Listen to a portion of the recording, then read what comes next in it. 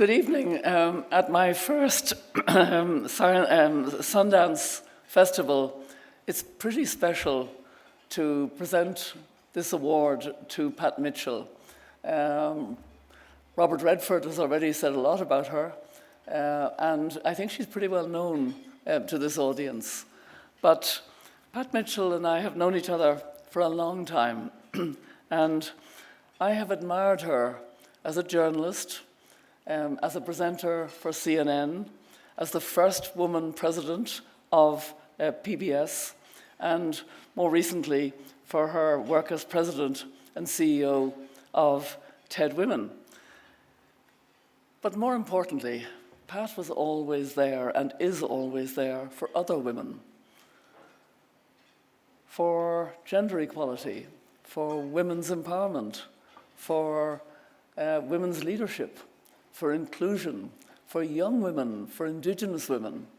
I think many of you know that this is part of why Pat is such a warm recipient of this award. We know how well she deserves it. She's also, of course, very well known in this audience of filmmakers because she herself is a filmmaker and a documentary encourager.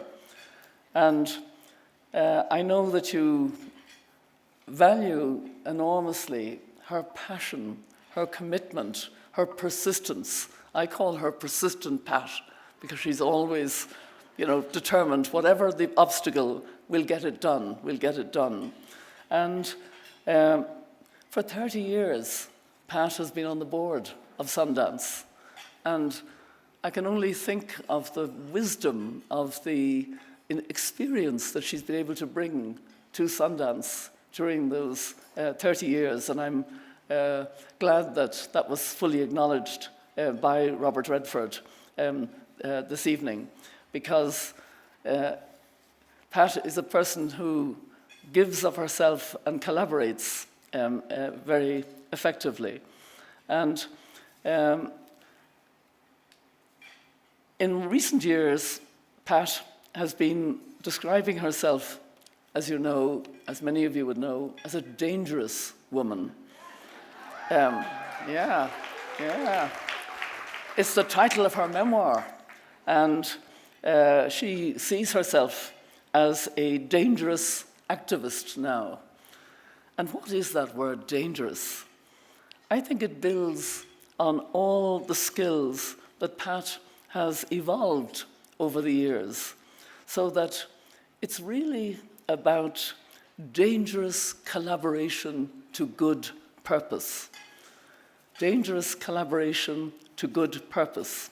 And it's that dangerous collaboration that now has her working with a number of women leaders like myself on what we call Project Dandelion, a mission to tackle the climate and nature crisis with a very positive, very forward-looking narrative, a narrative of doing, of moving. We are on the move to a cleaner, safer, climate-safe, climate-just world. We're moving faster. The trouble is we're not moving fast enough for the science. The science is warning us that the world is still in a very fragile place. But moving faster is a human problem. We can do it. All we have to do is work at it. And this is why it's been so important that Pat has brought all those skills that she's evolved as a dangerous woman to bear on Project Dandelion. And many of you will be hearing a lot more about that over the coming months and years. But above all, it's impossible to believe that there's only one Pat. That's what's really incredible. I mean, given the work she does, given the incredible way in which she's involved in so many things, so many boards, so many films, so many projects, including my own. She's an executive producer of the film Mrs. Robinson, which will be shown privately here in Sundance, which is why I find myself in an unlikely position at our.